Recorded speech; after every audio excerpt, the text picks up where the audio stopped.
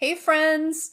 Before we get into this week's episode, if you're in the Austin area, I would like to invite you to my upcoming socially distant outdoor yoga event, Yin Yoga and Healing Harp at Tree Garden. The event will be held on Sunday, April 18th, 2021 from 4 to 5:30 p.m. If you haven't yet been to Tree Garden, just know that it is a beautiful outdoor space located on the east side of Austin, and it is nestled in nature.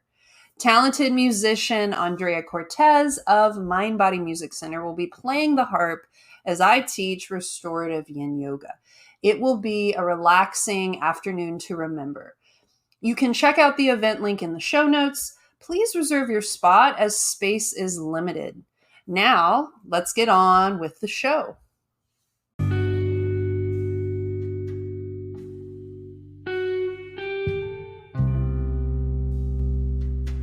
Welcome, friends, to the Yoga and Podcast. I'm your host, Ashley Weber, a yoga and Pilates teacher who is living and learning every day here in the wonderful Austin, Texas. And I am so very curious about all things yoga. And if this is your first time joining us, welcome. This podcast is an invitation to open up the aperture to how we might view yoga.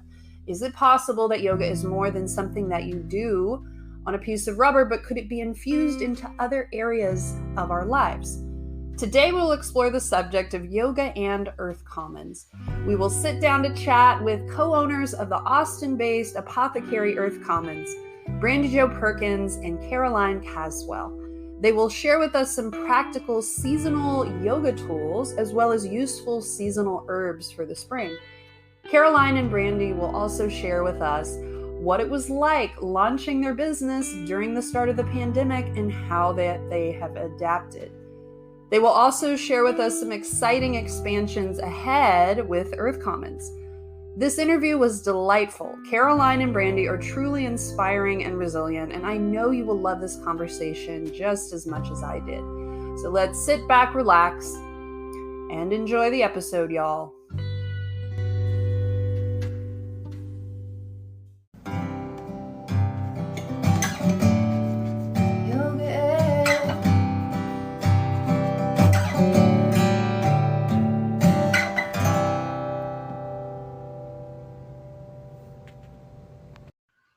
Joining us on today's episode are Austin-based herbalist and business owners of Earth Commons, Brandy Jo Perkins and Caroline Caswell. How are you guys today? We're good, thank you. Yeah, doing great. How are you? You know, I honestly can say I'm doing better. I have some nettle tea for the allergies, and I'm feeling like that is sustaining me today. So I'm doing pretty good. Yeah. Good to hear.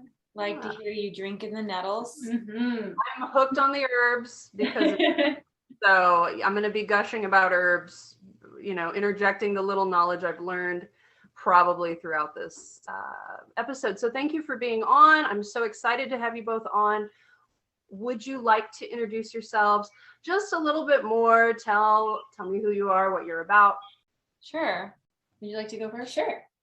I'm Caroline, and I am from Michigan, now living in Austin. So water is very near and dear to me. And this podcast is going to incorporate a lot of what I'm about in terms of presence and in terms of using herbal medicine seasonally. I also, what feels very important to me is love and friendship. And I try to incorporate those into all of my interactions, whether it be with other people or plants or the way that I move about the world, really coming from that loving place. Nice. Yeah. I'm Brandy, and I'm originally from here, born and raised, and I'm an herbalist, also a yoga practitioner and teacher. I'm a forever student, about to do the yoga therapy program. I practice yoga. I'm really excited. So I'm going to start incorporating that into the herbal practice more as well. And yeah, I think we'll discover more as we talk. Mm-hmm. Yeah, congratulations about the yoga therapy. I did not know that. That is awesome. It's brand new. Cool. So let's get into yoga. How does yoga show up in both of y'all's daily lives? For me, yoga is an everyday experience. I use it to move things through the body. So whether that be herbs, feelings, dance, etc. And for me, yoga is presence. Yoga can be everything, in how we digest experiences, how we find spaciousness, how we even challenge ourselves. Really just a reminder to come back into the pause, a reminder to come back into prayer, a reminder to center among all things considered. I love that. And I love asking that question because every answer is always different because it's so personal. So thank you for sharing. And it's different day to day, moment to moment. Yeah. Tell me more about Earth Commons. So how did it start? Where was the inspiration behind the name? Earth Commons started with Caroline and I being interested in having a space where we could have consults, see more clients, involve the herbal community. Sometimes it's very hard to find herbs. It was, we had like one space, the Herb Bar in Austin, but this space incorporates a lot of local herbalists who wouldn't have a space otherwise. So it's very special. Would you like to add in anything? Yeah. Brandy definitely spoke on it, which is us wanting to have this space for us and for community, and just also to create accessibility for the community to be able to understand, digest, and have access to the things that can often be difficult to understand and difficult to find. Yeah, so there's a big component of education that is driving us. Not only can people come to a space where they can find these herbs, but it's also a space where they can dabble in learning more about herbalism and how to work with that at home. Yeah. And I can attest to that. And y'all just had your 1-year anniversary, right? Was it a few weeks ago or last week or? This week. This week. This is it. This is our celebratory week. Technically, we opened March 15th of 2020 in tandem with the pandemic. And we're still going. And this week we're celebrating the anniversary and topping it off this weekend on the 20th with the germination celebration. Yeah, you can come plant seeds here. Oh, cool. So that's intention. Go up and plant seeds. Exactly. Yeah, plant seeds like a community ritual on the equinox. Oh, cool. Plant seeds with loving intention for community health. And there's a seed swap. I will say in the year y'all been open, I've learned so much about herbs. I remember the spooky walk I went with you guys and the herb walk around October, around Halloween. And I learned how to forage. I don't remember the name of the chili, but you showed me the chili and I'm able to forage. I've learned so much. I mean, I can attest to it being an education. Like you do offer that very much. So yeah, it is. And it's very much needed. I think now more than ever needed in the community, needing that resiliency from the herbs. So, I mean, I drink hops tea like all the time. Yay. It's hops and then rhodiola. I'm like, I'm obsessed with rhodiola now, right?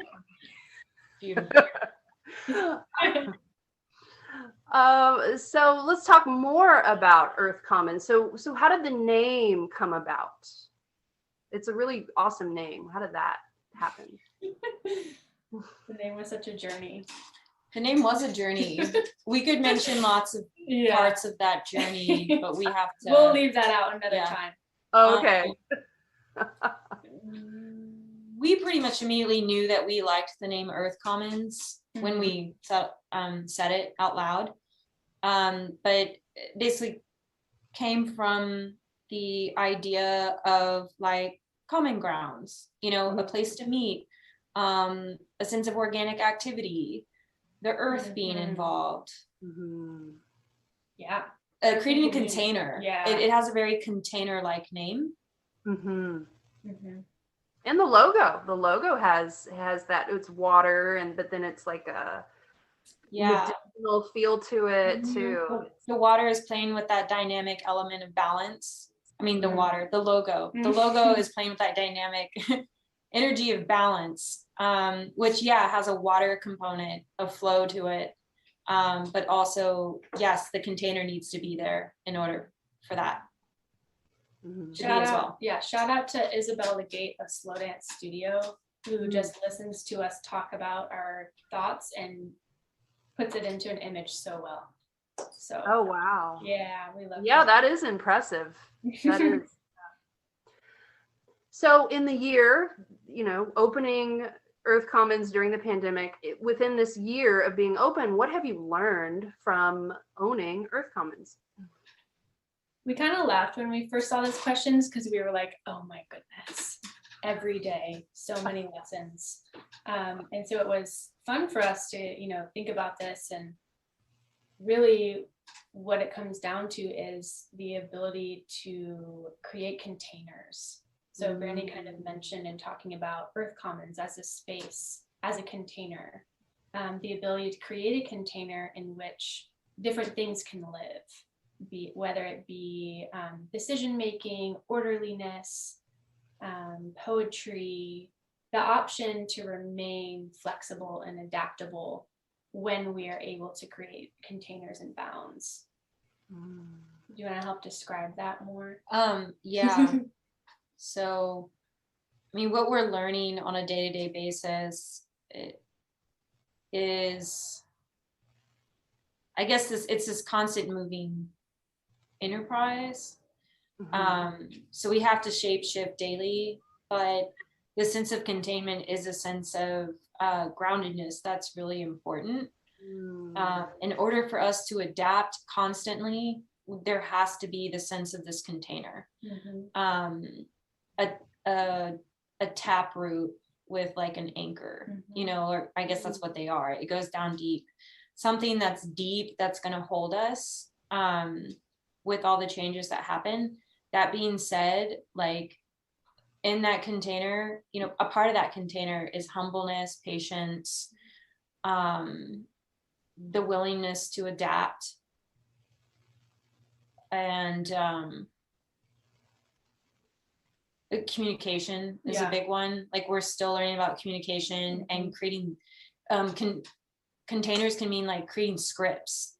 And it's like scripts between us, scripts for employees, scripts for like how we talk about herbs. So it's like a language project as well. Language.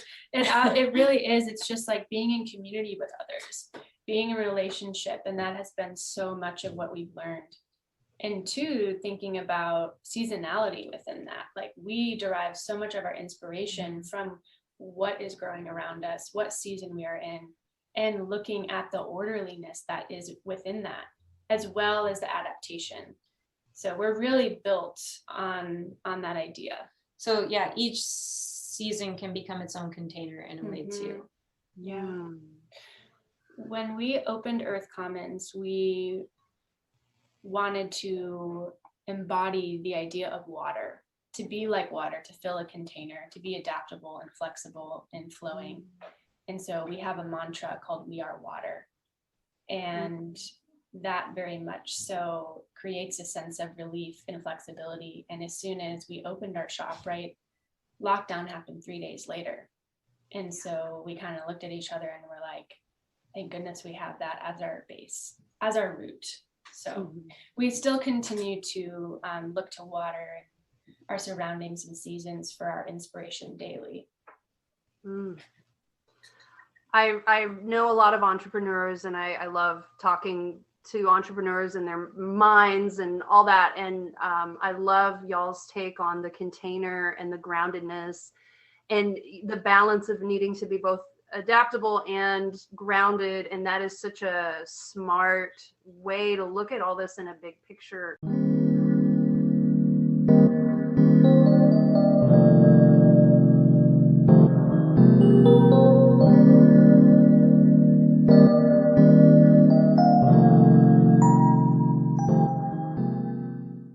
Welcome to the Spotlight Corner. This segment highlights Black, Indigenous, people of color, and or LGBTQ plus individuals, community, businesses, and organizations, specifically in those areas. And in no way is this a paid advertisement or a sponsorship. It's simply people who I think are awesome and would like to show my support and hope to inspire you in supporting them as well. Lately, I've been taking virtual dance classes. Workout with Erica Nix. Oh my God. Cardio, aerobics, dancing. I have been somewhat resistant and self-conscious always about dancing. But Erica makes this so fun that the time truly flies when I take her classes. You learn a little bit of every dance move. You learn how to protest cheerlead. She teaches you how to rave. You learn how to dance to the song called Bubble Butt. Personally, these classes have been so good for me. I sweat, I get my heart rate up. Erica is such a knowledgeable teacher, great instruction. She's also really fun and doesn't take herself too seriously, which I think is a really awesome bonus.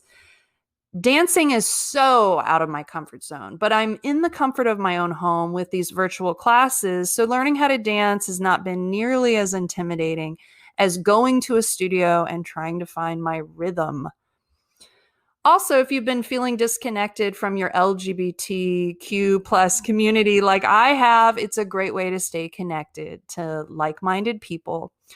I also would like to give props to Erica because she has been teaching these classes in the community for years in Austin. She holds a safe and fun space for people who may not always feel comfortable or even welcome in a traditional workout environment. If you would like to check out Workout with Erica Nix, I'll put her info in the show notes. She has a Patreon, patreon.com/workout with Erica Nix. It's very affordable, quite the steal actually. And I hope you feel inspired in supporting what Erica is doing. And I know you will have so much fun working out with her. And to be honest, we need as much lighthearted activities as we can get these days. So I hope to see you in class soon. So let's talk about seasonal herbs, seasonal yoga. If this is a new concept to someone, we're coming into the spring. What do you suggest to do in the spring for seasonal yoga, seasonal herbs? So in the spring, if you're looking from, I guess, the yin yoga lens, you'd be working with the liver meridians, gallbladder meridians. So you could work with herbs that work with the liver, the gallbladder, but also usually working with the liver, there's a cleansing element. And that works great because if you look at the suggestions from Ayurveda, like you're moving into kapha season, you're moving into a sticky time, we need to work on kind of cleansing the lymph and reinvigorating the body. We've gone through a very sleepy winter. So you might also look at herbs that have like a lymphatic component. So working with things to detoxify the body, that's why that's popular at this time. And practices which detoxify the body. And yoga can be combined with this, whether that's using yin poses, incorporating the meridians of liver and gallbladder, or like in your asana, your poses on the mat, you can do things to rinse the body. Inversions are great for lymphatic cleansing. Twists are great to help promote digestion and the excretory processes. And also, you know, I think there's like a lymphatic element and just like moving fluid through the body. Do you want to talk about what herbs might be complementary? Yeah. So like we were saying earlier, whatever's growing around you at the time is what is in season. So this time of year, we have a lot of nutritive weedy herbs and weeds. You know, dandelion is a great one that we use right now to help cleanse and detoxify. And weeds are often the right plant in the wrong place. So we love dandelion. You can bring it here. Works with the liver. Yeah, just like Brandy was saying, that's a really important organ and body system to look at right now. And we have chickweed, which is a juicy cleansing herb, very, very nutritive. This is a time of year where all little spring babies are coming up and they're allowing the opportunity to get more nutrients into our body that we haven't been able to all winter long if you're living seasonally. We also have cleavers, which is a superstar cleanser for the lymph and for the body and the blood. And we also seasonally work with astrology. So if you're into that, working seasonally with the temperatures, with the weather, what's growing around you, and astrologically speaking, we make a really nice cleansing Pisces tea. So that one's delicious tea. It's bright blue, it's dreamy. Oh, and wow. we're gonna be moving into Aries season soon. So we'll be working again seasonally with what's going on with that sign, as well as the herbs that are coming up around us. Very cool. I have to get me some of those herbs. And you can just put the herbs in a salad, or how you drink them like tea, or how do you suggest?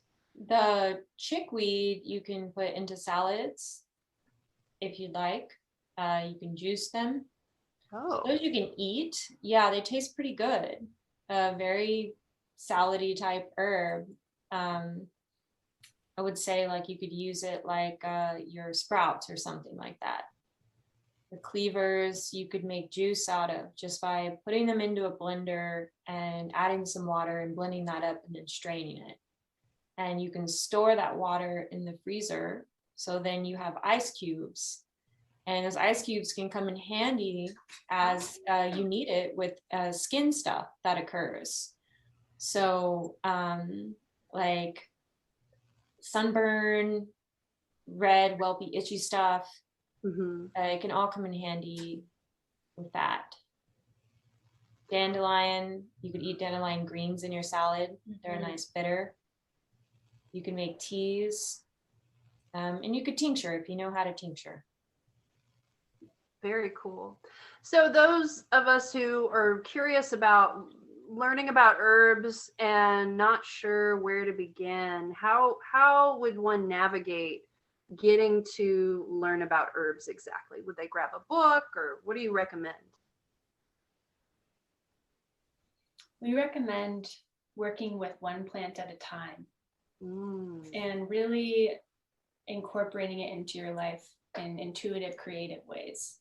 So just as you're drinking tea. Tea is one of our most favorite forms of administration, taking the herbs, getting to know the plant, noticing and listening to how it feels in yourself. You can also get to know one plant by simply sitting with it. We call that a plant sit. So you could find chickweed, if you know what it looks like, or juniper tree, and really sit at the base of that plant and take in the information. Oh, that's beautiful. And also, I attend your mystery herb class, and I've learned so much. I have a journal dedicated to all the stuff I'm learning. But it's like you're saying, every month we sit with one herb.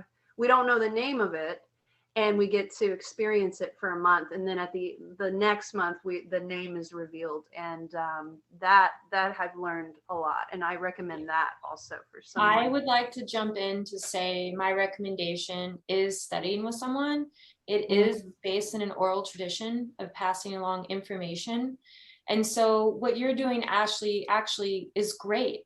And the way we've got this set up, it's our Earth Commons membership. You get to come in and sit for a class. You know, we take in the plant together, we drink the plant together. It's like we do yoga with the plant, we experience it in our bodies, we meet it as is. and we come into presence. And we actually learn so much by listening to ourselves and the exchange that happens with this plant, but also listening to how others are exchanging and listening to this plant, because we're all different. And that's really beautiful. I really embrace that way of learning, and I promote that. There's a few herb schools in town you can study with.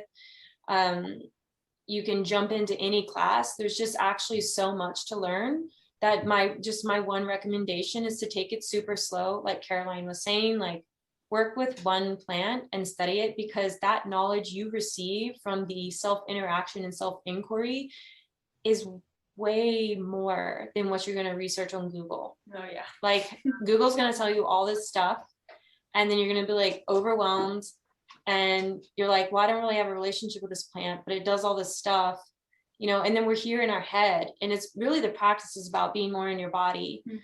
So there's that. There are tons of books we can recommend, but above all, I recommend studying with people. I mean, that makes sense. It's about experiencing it in your body. I mean, that's the takeaway. And that, yeah, I think that might have been in the past why I've been not before this part in my life where I'm really interested in herbs. I think I would try to do that. I would try to like memorize what echinacea does and what bee pollen does. And yeah, it was too heady I never really a lot of my teachers, the advice that I hear echoing in my head is like, know a few plants really well. And that's going to get you much further. So I'm curious what y'all are curious about these days. And this could be related to work or just not. It could be related to hobbies, but what are y'all both interested in these days?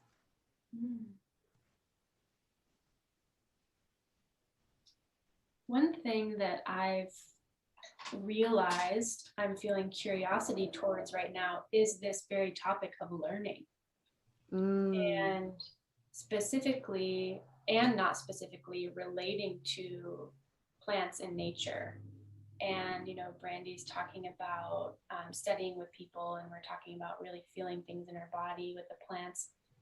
And my biggest teacher is the plants, and really looking to those for inspiration and information about how to live and be guided through the world. And so a curiosity of mine is like really remembering and coming back to that beginner's mind experience of getting to know things that I don't know.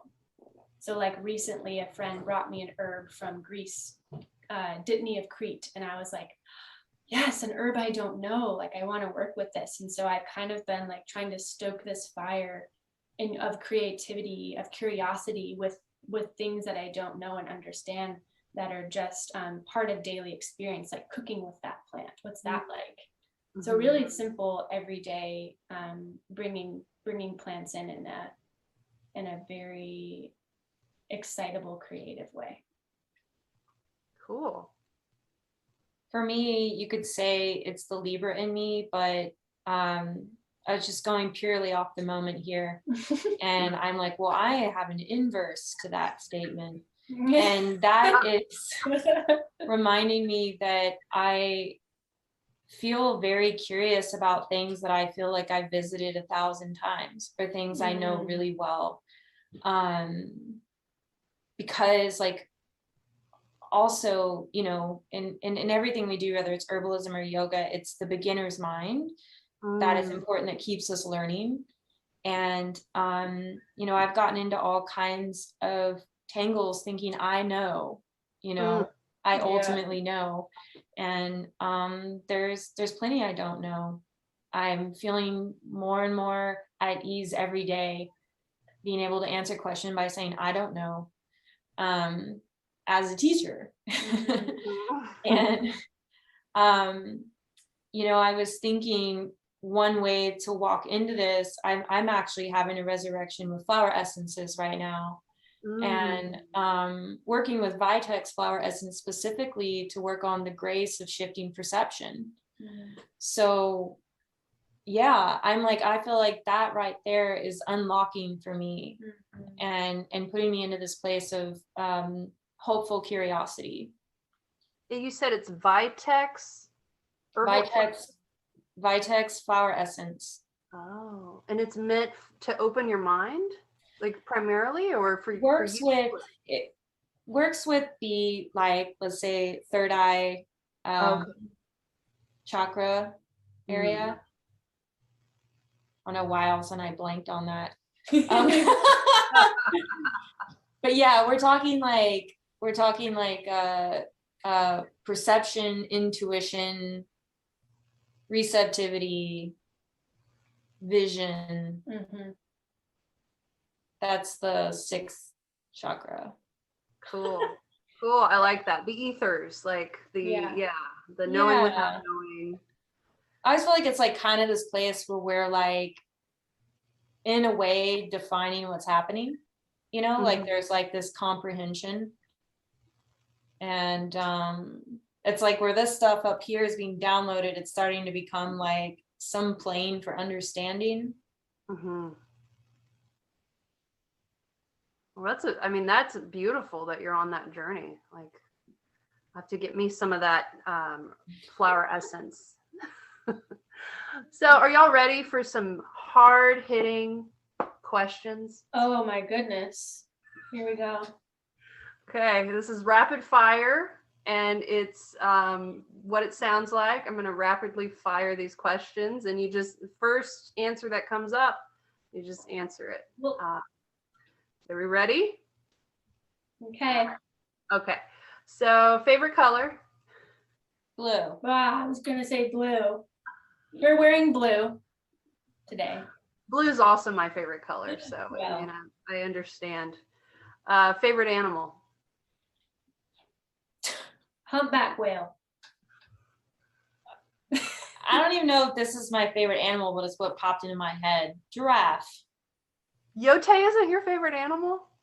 Oh, I was gonna say Yote. I almost said cat, but Yote is my favorite animal. But what popped? He reminds me of a giraffe. If I take his bandana off, his neck is so long. He does have a long neck. Yes. Yeah. Giraffe and humpback whale. Good answers. I like big old animals. Favorite restaurant in Austin? Oh, La Fruta Feliz. Oh, I've not been there. I went. My partner got us breakfast from there this morning, and it's really delicious and means the fruit party. So good. Corriente. I've been there. that's my favorite singer or music artist. Favorite what? Favorite singer or music artist. Oh, that's the hardest one. It's super hard. It's so hard. One of your favorite. I was listening to Ema Sumac yesterday. I really like Ema Sumac's vocal abilities. I don't know that artist. I'll have to get on that. What kind of music? It's hard to say. It's like jungle opera. Wow. Well, I learned something new today. I didn't know that existed. From the 1920s. Did you say that it has to be a musician, or it can be a type of music? Or a band. Yeah, it could be a genre. Just something in the realm of like what would be on your Spotify playlist? Oh, you would hear so much like calming ambient music on my Spotify playlist. Yeah. Yeah. I really like Emily Sprague. Okay. Favorite yoga pose? One of your favorite yoga poses? Shoulder stand. I like Warrior 2. Very different poses. I like it. One of your favorite herbs. What's one of your top 5 herbs? Shit. Ashley. Killing me. I told you this is hard-hitting investigative journalism. Skullcap. Oh. Mugwort. I know nothing about those herbs. Why are they your favorites? Skullcap is one of the plants that can rescue me out of many of the ailments that I have. So it's great for anxiety and headaches and migraines, and you kind of think of it physically like a cap on the skull, quieting and allowing your central nervous system to reset. Oh, cool. Yeah. It's a good one. Brandy, you said mugwort? Is that what you said, Brandy? Yeah, it's a plant that when I'm in the presence of it, but it's like growing, it's like a familiarity, like a nostalgia I don't normally get. I feel like sometimes nostalgia can feel really sad and off-putting to me sometimes. Like sometimes like something you never really got to experience but wanted to. But like mugwort is a reminder that it's like I'm here and I'm always here. So that's the feeling I get in like deep in my soul when I'm around it, experiencing it. It's also similar to being up high in the mountains in Montana with like rain coming down, like on a spring day. Wow. I'll have to check these herbs out. I want to feel like that. So thank you so much for being on the show. It means so much that you took time out of your day to talk with me. Where can people find you? You can find us on 813 Springdale Road. We're in East Austin. Yeah, you can also find us on Instagram. We update a lot there at Earth Commons. And our website is earth-commons.com. And we're also on Facebook as Earth Commons. One little note, we are about to start a community sliding scale clinic. That's going to begin March 27th of 2021. That's a big deal. And you can find us there. That's very exciting. And y'all have wonderful, I just have a field day when I'm in your shop because it's just so fun. Y'all have the best stuff. So all those links will be in the show notes. So you're just one click away from connecting with Earth Commons. And thank you so much. I hope to have you guys back on the show soon. Thank you, sure. Ashley. It was a blast. Yeah, thank you. It's always nice talking to you. Thanks. Y'all have a good day. You too.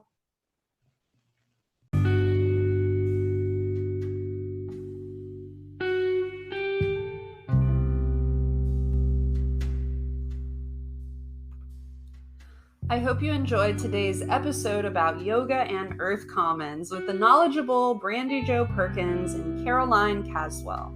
As mentioned earlier in the episode, they have launched their new community herb clinic, which sounds so awesome. I look forward to checking it out. And if you're in the Austin area, do yourself a favor and check out Earth Commons.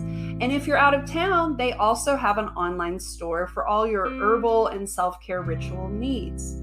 All of their links are in the show notes, so you're just one click away from connecting with them. If you liked what you heard, please share the show with your friends. Word of mouth is the best way and the most organic way to stretch the podcast out to new listeners. Thank you in advance for doing that. Please consider joining our Yoga and Podcast Patreon. There are great member perks such as shout outs on the show, live virtual yin yoga taught by yours truly. We also send you podcast stickers and a love note in the mail when you sign up. You can find that info linked in the show notes as well. If you would like to help the podcast, please leave us a glowing 5-star review on Apple Podcasts or wherever you listen to your podcast. Let us know if you would like to be on our show or if you have any specific topics or guest requests for future episodes. You can email us at yogaandpodcast@gmail.com.